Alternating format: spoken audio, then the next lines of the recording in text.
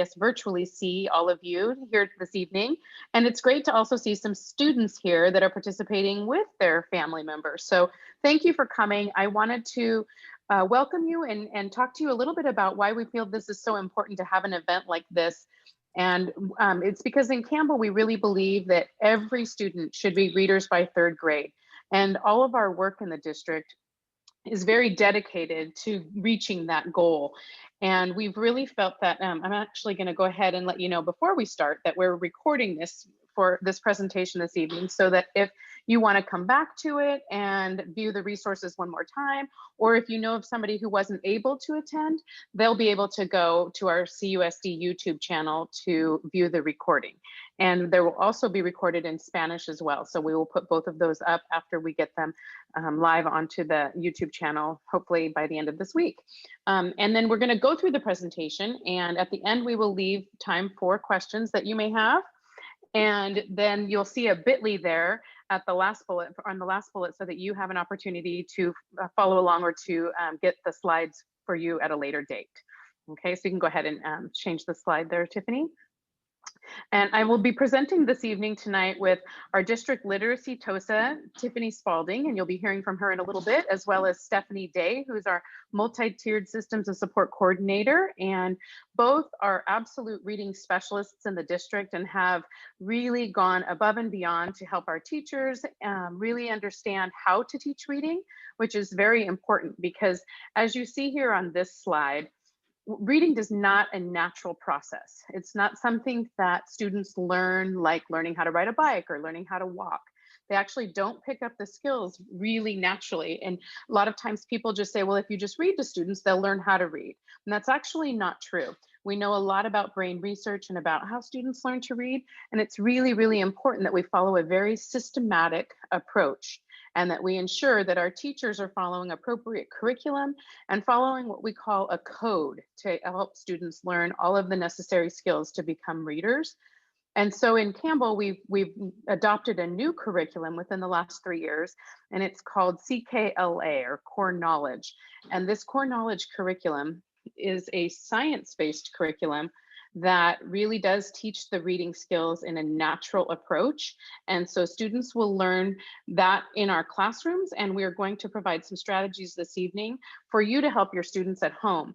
And we want you to know that we invited students whose data demonstrated that they could use some additional support. But again, I want to welcome you and congratulate you on being here, because this is not something that we've invited you if we're not saying your student has a deficit or has a learning disability or anything of that nature. This is really just to help you understand a little bit more about the science of reading and how you can help your students at home, and what we are doing in Campbell to help them as well. So again, we will have questions for you at the end, and I'm going to turn it over to Tiffany Spalding now, and she's going to walk you through a little bit about the science of reading. So Actually, go ahead. I think it's me. I'm sorry. I forgot about that. You're right, Stephanie. I'm sorry. Stephanie Day is going first. Yeah. So. All right. So this is just a little bit of background on basically how students become, or how children become, skilled readers. And this is something that teachers in our district are very familiar with. It's a little something we call the reading rope. And this basically shows that there are two kind of big components to students becoming fluent and proficient readers. And one of those is word recognition. And when we talk about our CKLA curriculum, or you might hear us talking about reading foundational skills, we're really talking about this word recognition strand that might commonly be called kind of the how to learn how to read, right? Students learning how to read. While we continue to develop that all throughout the years, we really want to make sure by the end of second grade that our students have a strong foundation in those word recognition skills, because that is a critical part of becoming a skilled reader. The other part of the reading rope is language comprehension.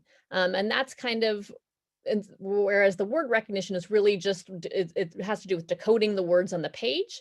That language comprehension part is about understanding what you're reading, understanding the text that you're reading and making meaning of it. And so that is something that we certainly begin to develop in K2, and that continues to develop all throughout a child's educational career. And basically those two components as they're woven together through the years, that's what makes a skilled reader, knowing how to easily decode and read the words on the page, and also being able to make meaning of that text and understand what we're reading. And so that's kind of an overview of the reading rope. And now we're going to delve in a little bit more deeply into that word recognition strand, because again, that's the strand we really want to make sure by the end of second grade, our students have a really firm grip on that.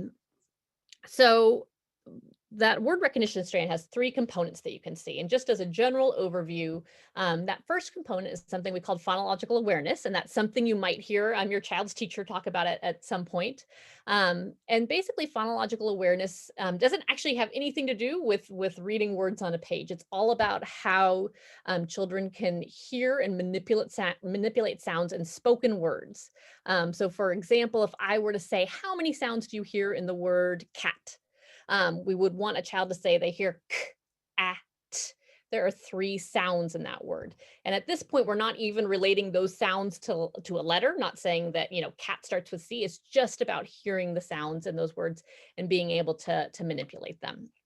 So that's phonological awareness, and that's something you'll see your children in our CKLA curriculum work a lot on in kindergarten, and also continue to work on that in first grade a lot. Decoding is that act of actually reading the words on the page. That starts in kindergarten with learning our letter sounds, what letters make what sounds. And we continue to do that through second grade because in the English language, there are lots of different letter combinations that make lots of different sounds. And so we continue to teach explicitly what those letter combinations that make those sounds are. And decoding is being able to take those sounds and put them together to read the words on the page. And then that last component of word recognition is sight recognition. And that's where it's really important, we know, for fluent readers to be able to look at words and read them accurately and fluently, right? To read words effortlessly where they're not having to sound them out sound by sound, but do it quickly. That's critical to becoming a fluent reader. So when we talk about word recognition, those are kind of the different components that make that up. All right, I think we can move on to the next slide. We wanted to highlight decoding just for a minute here. I think actually in the invitations that you received, it probably referenced an assessment called DIBBLES, and that's kind of how we determined who to invite to this reading night. Is we looked at our students' DIBBLE score. Those are the reading assessments we give to all of our K2 students in the district, and we looked at students who looked like they may be struggling a bit in that decoding area, because again, that's a critical skill that we want to develop. And we looked specifically at a piece of the assessment called nonsense word fluency. And this is really how we measure if kids are really learning deeply those decoding skills. And that nonsense word fluency assessment basically has a bunch of make-believe words on them. They're not real words in the English language. And we're asking kids to use their knowledge of the letter sounds and put them together to read those words, even though they're words they haven't encountered before. And that really gives us information of whether kids know those letter sounds well, and whether they're able to put them together and blend them into words. And while we don't teach that way, it gives us really good information to know if there are certain letter sounds that we need to go back and revisit with students. All righty. And so now that we kind of know this, what is it that we do? And so what we want to talk about tonight is we want to tell you guys what some of the things that we're doing in school to help focus on these skills are.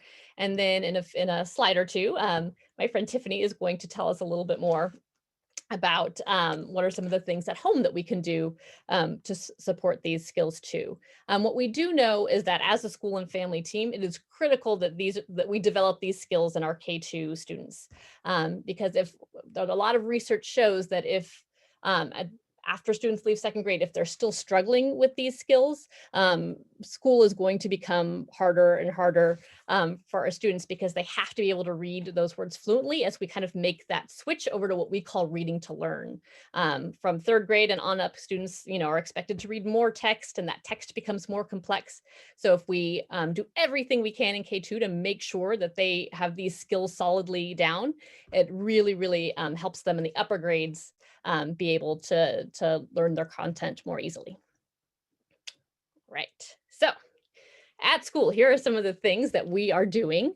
As Whitney, I think, mentioned, we do use a curriculum based on the science of reading that is the same type of curriculum. If you've ever sent your child to a reading tutor, it's based on that same science of reading. So the way that our core curriculum teaches it is based on that same science, and that's called CKLA, or sometimes you might see it as Amplify. It's a little confusing. We have two different names for it, but that is our core reading curriculum based on the science of reading, and all of our K-2 teachers at our sites, at most of our sites, with the exception of Sherman Oaks, use that in some capacity.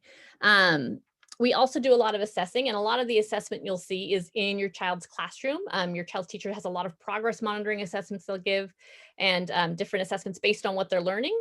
And then based on those results, and I think we're probably sliding over into the next few boxes here, based on kind of what they're seeing from those assessments, we do provide some targeted reading intervention in our district, and we do that in a few different ways. Sometimes your child's teacher will work with students in small groups. And when you see that, that's generally based on some of the information that they're learning, some of the skills that they're seeing your child needs to work on, and they're really able to provide some specific targeted instruction there. We also have reading intervention specialists who sometimes might meet with your child separately outside of the classroom to work on specific skills too. And so not only do we use that core instruction with all kids, but we also have teachers providing targeted intervention based specifically on what we're seeing that kids need. We also have that DIBBLES assessment that we mentioned earlier. It's a district-wide assessment we do 3 times a year, and it basically helps us to track the progress that students are making, and again, intervene if we're seeing students who aren't making the progress that we hope to see. And then finally, and this will kind of go over and I think into the next part about how we can bridge that school and home support. We do have some online reading programs, Amplify Reading, iReady, and if your child attends Sherman Oaks, iStation. And basically these are programs that assess exactly kind of what your child needs, and then they provide lessons and instruction based on your child's specific needs. So they're very targeted to individual students. And now I believe I'm going to turn it over to Tiffany, and she's going to talk a little bit more about ways that we can support kids at home too. Yes. Excellent. So this is kind of a 3-tiered approach, and you're going to see some repetition here. But it's because we know you're already doing a lot. We know that you are supporting your students in so many more ways than we would have thought of a year ago, right? So we're trying to find ways that are that you can support, that take a load off of you as much as possible. So there are kind of 3 tiers. There's kind of a good start. We're asking everyone that's watching this webinar to start here. If you have a little bit more time, we'll call that kind of even better. You'll take that level 1 and add on this level 2, and I'll go over what all these are. And then kind of the best, if you kind of want to dive in and do it all, that would be the screen. And you'll try all 3 things that I'm about to share. If your student attends Sherman Oaks, you'll see a slightly different set of activities, but it follows kind of the same pattern, like good start, even better, and best. So I'm going to go over these 3 recommendations. The first one is Amplify Reading. And Amplify Reading is, if you're familiar at all with iReady, similar to iReady, it's an online program, but it's tailored to very specifically to your student. So I'm going to show you a very short clip of the video to kind of give you an overview of what Amplify Reading is, and then I'll talk a little bit more about it. Once they are in the program, students will go on quests that will motivate them to complete skill games and work through on-grade level text in our e-reader. Students in 4th and 5th grade will also receive close reading practice and a graphic novel-like experience. Your child's teacher will be able to see what they are working on and the progress they are making in the program within their teacher dashboard. We offer many different supports for students within Amplify Reading. We provide Spanish instruction for our games, which can be turned on and off in the settings section. If students would like to hear the instructions for a game again, they can click on our character Alex at any time. Pick the word or words that are being replaced by the highlighted text. In our e-reader, students can turn on read aloud supports by clicking on the settings icon in the corner of the screen. These are automatically turned on for students in grades K through 2. You can find more resources on Amplify Reading by going to amplify.com/amplify-reading-remote. Okay, so the first time your student logs into this program, which you can see here, they're going to access through Clever. They're going to go to Clever. They're going to click on the orange Amplify button. These are called Curiosos, these little animals, and they're going to find that and click on that. The first time they log in, it is going to, I think it looks like a little factory, and it's going to ask them some questions that are different than the normal game. And the reason for that is because of distance learning, we didn't do all of the DIBELS. So this is tied to the DIBELS assessments that Stephanie was talking about earlier. And it's great because it'll place them automatically into the program. But because we're in distance learning, we don't have all that data yet. We should have it later in the year as the assessments that your child's teacher will do with your child. But for now, it's going to ask them some questions, and it's going to be very tempting to help them. But we need to make sure that as parents, we do not, because it will place them in a level in the game that's either probably would be too hard for them. So they'll answer some questions and it'll place them, and they'll work through the program independently. And as you saw, your teacher can then see which skills your student needs more practice with, or maybe a little extra help with, and which ones are doing really well on. So this little video here at the bottom is geared for students. And so if you want your student to watch it to see how to log in, this would be a great video to share with them. In addition, there's a button here for the Amplify Caregiver Hub, and that will bring you to this page.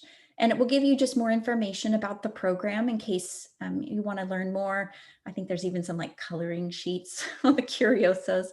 It's very cute. So if you want to go to the Caregiver Hub to learn more.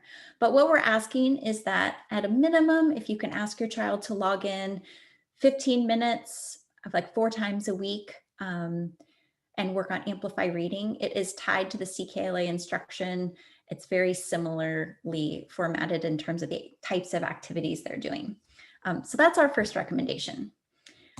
The second recommendation, and I just started the video again, is the foundational skills boosts. And these are provided by our curriculum, and they're available, well, I'll talk about that in a minute.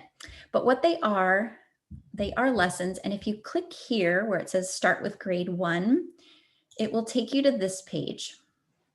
And they have created these independent lessons where students can review phonics skills from prior grade levels. So that's kind of why I'm saying start in first grade. If your child is a first grader, it will be reviewing kinder skills. If your child is a second grader, that may be too far back. Definitely kind of watch and see if things feel like it's too easy for them, but you don't know exactly where their gaps are. So it's probably good just to start with first grade, week 1, and go from there. So you'll see across the top, there are 9 weeks.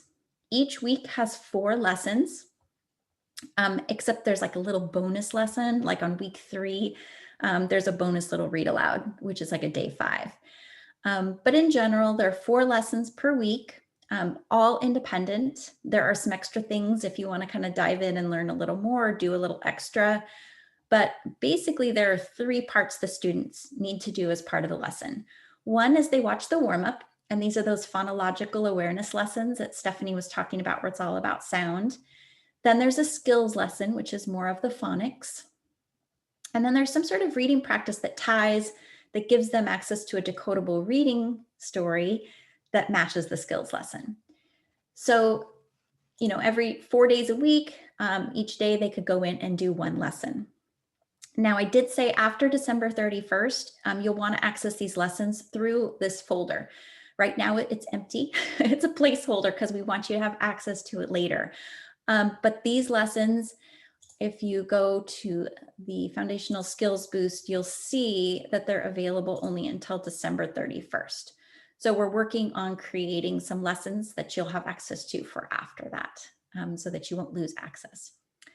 And the other thing is that it can be tricky to keep track of which lessons your child has finished. So if this checklist is helpful, this is just for you, for your information.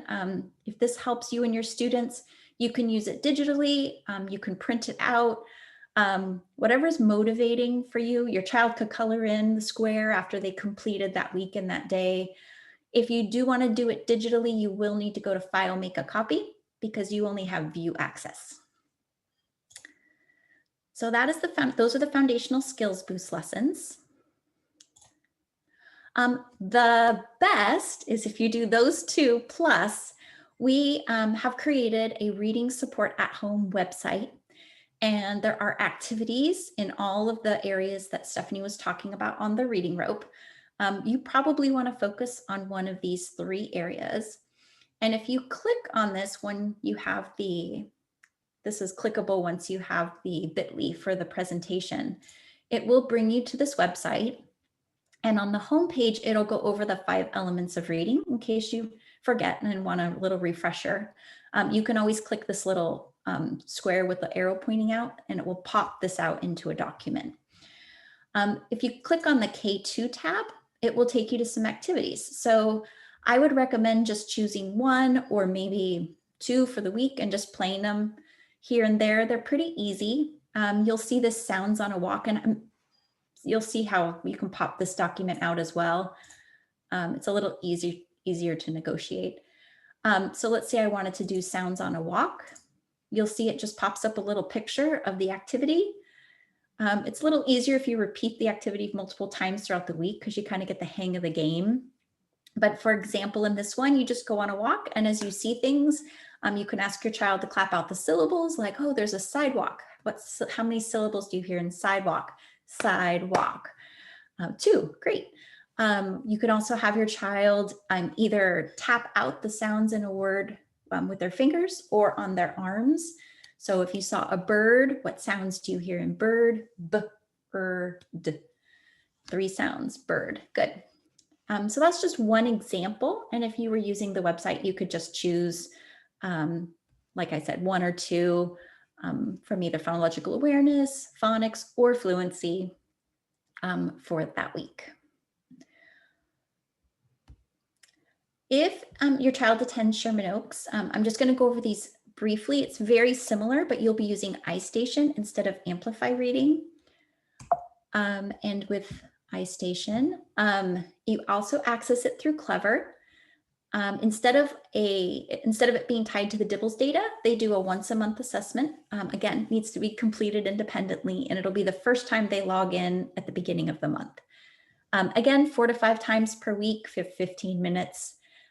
When you have this presentation in the speaker notes at the bottom, there is a link to a parent guide if you want more information on the iStation program.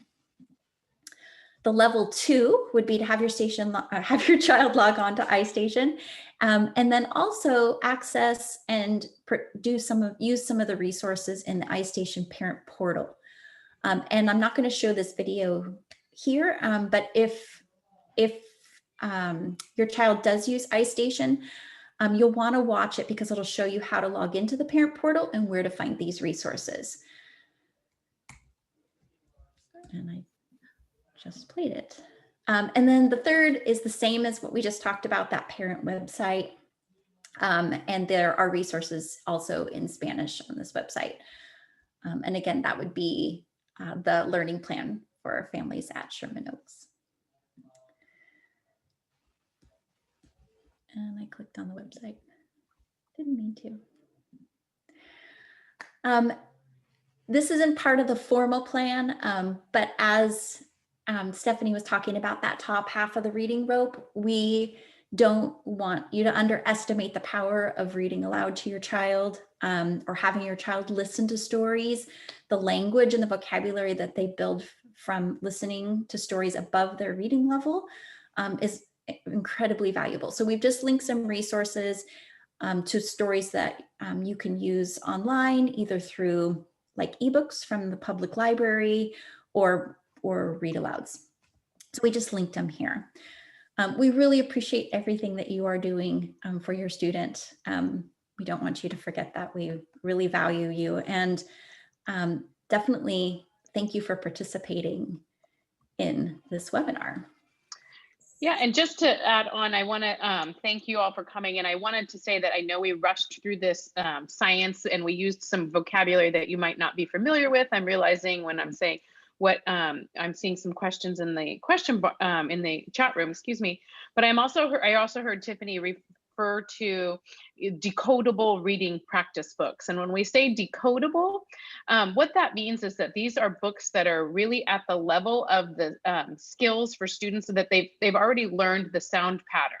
So they learn the sound pattern and then they go to a particular book that has those sound patterns embedded into it in a repetitive way, so that students can then practice those sound patterns.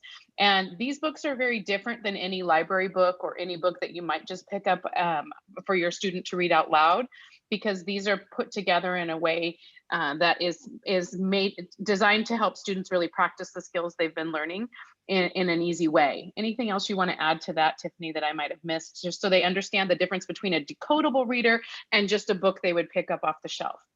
Yeah, no, I think that was perfect. And the decodable readers in our curriculum are just so beautifully aligned they build on all the skills they've learned since kindergarten. So if they've learned now the sound can be in words from then on out all the way through. So it builds beautifully, and they stop looking like the cat, rat, sat on the mat type books that you might be thinking of. Yeah. Mm-hmm. Okay, and then Tiffany, could you go back to the first page where we list the bit.ly? I want to go through that because it looks like some families are having a hard time understanding how to get this slide deck. And so I want you to understand, we're going to explain that. Let's go back to the first page. And if you're not familiar with the bit.ly, it's really just something, if you write down the whole link and you put it in your computer area right here, let's see. If you want to kind of hover over that and show them where it says at the very bottom bullet point, the bit.ly right there. If you copy that down, put it in your browser, it'll take you right to these slides. And then all of these slides are clickable so that you can go through and get to exactly where Tiffany was just showing you, or where Stephanie was just showing you. So I want to make sure that everybody, before we go off, that everyone's able to get to the slides. So that we can, I want to make sure everyone's very clear on access. And then I'm going to go ahead. I see a lot of questions in the question bar, but you're welcome to also ask them out loud if you do want to unmute your screen, and unmute yourselves, and we can have a little conversation, because some of the questions I'm not 100% sure on. So day station for 20 minutes. I'm going to stop sharing. Is that okay? Yes, I believe everybody should have, I see you put the bit.ly in there, so in the chat room, or in the chat box. Okay, and so I see a question about iStation for 20 minutes, and if students are already doing it, does this mean they should do an extra 15 minutes, or does the time she does in class work? I would say it's the time she does in class, as long as she is doing that, yeah. So I want to make sure that they're just doing it weekly. Okay, and hopefully that's the question about getting through. How do you strengthen a child's decoding skills to sight recognition?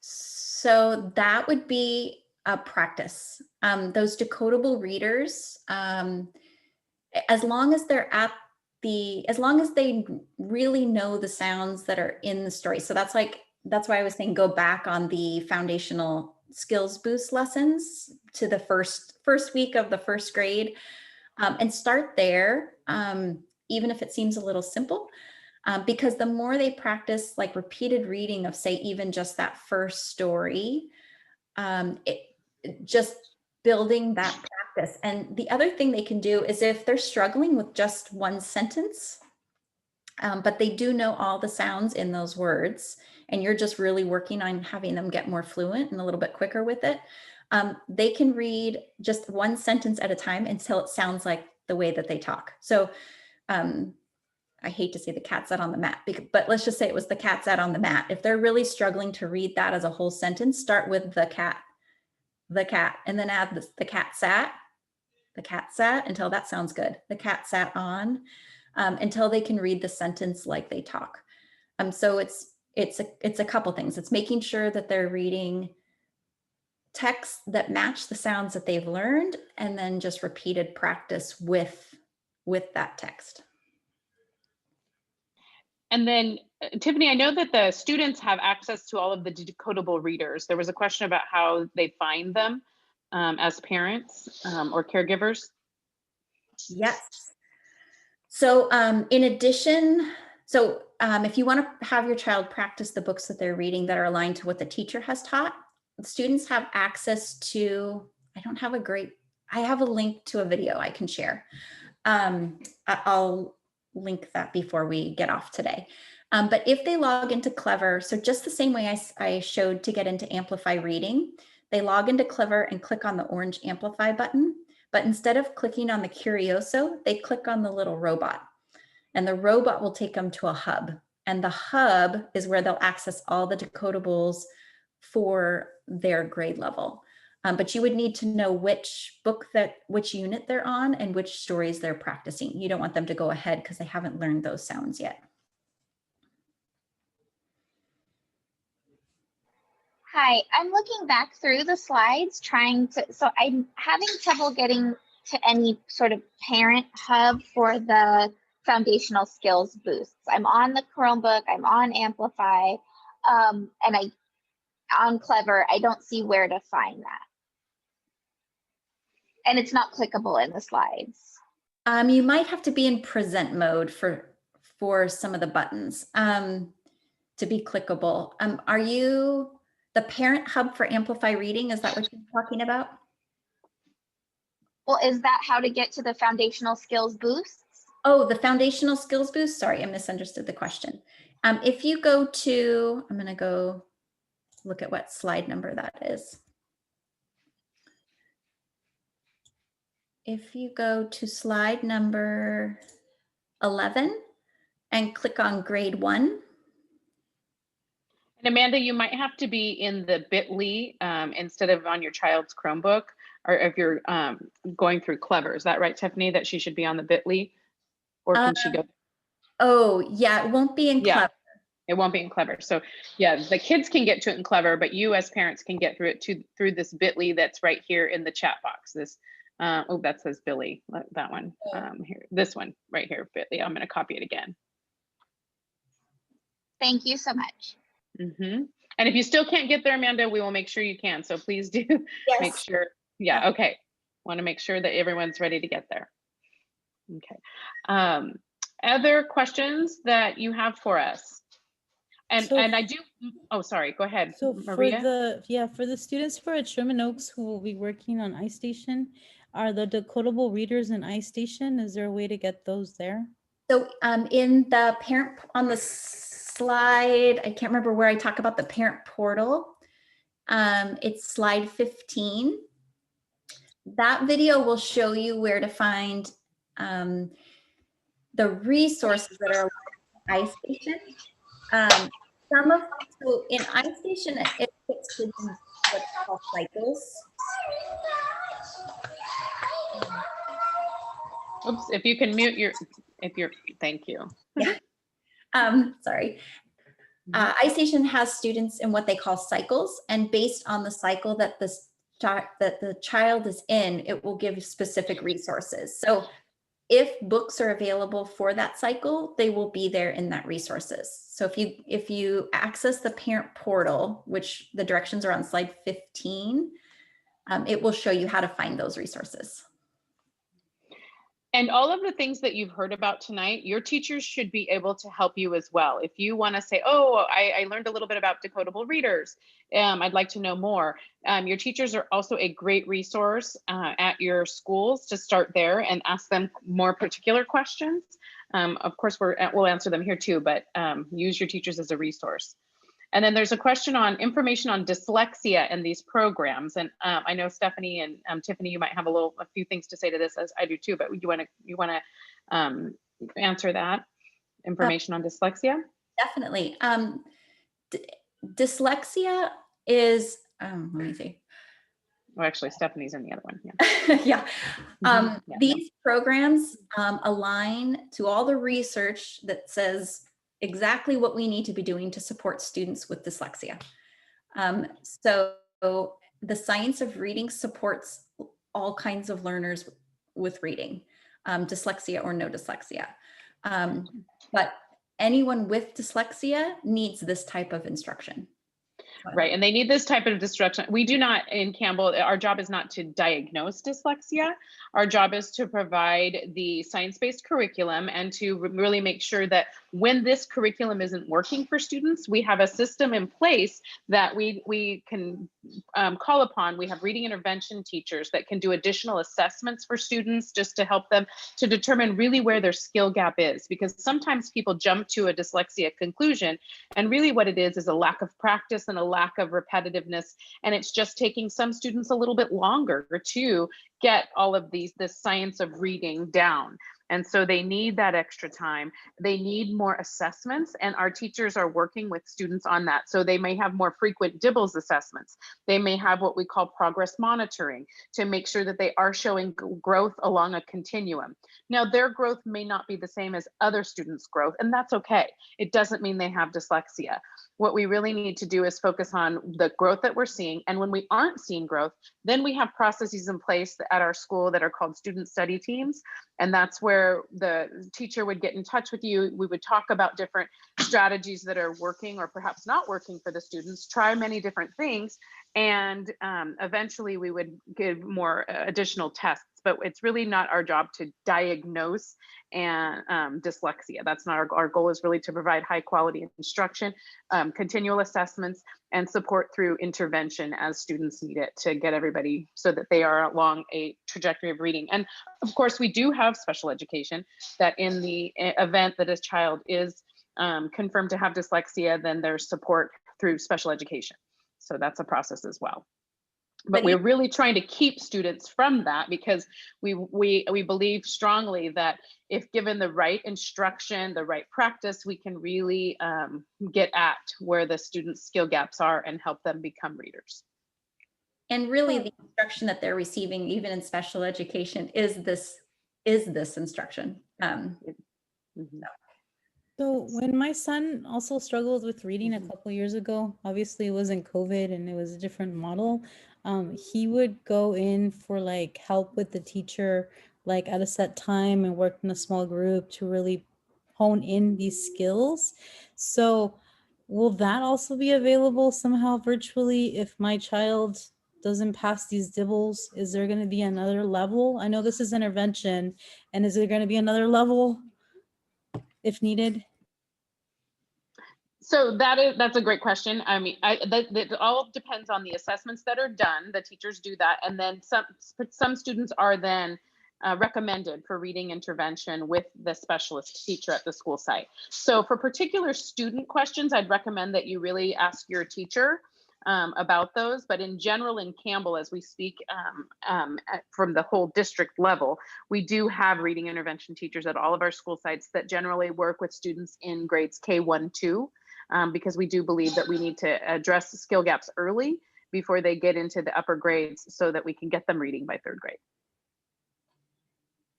Hi, question. So my child is already in the reading intervention program, and this just seems like a lot of additional work to be doing on top of that for him, because he has this standard curriculum. He has reading small groups. He has reading intervention every day of the week.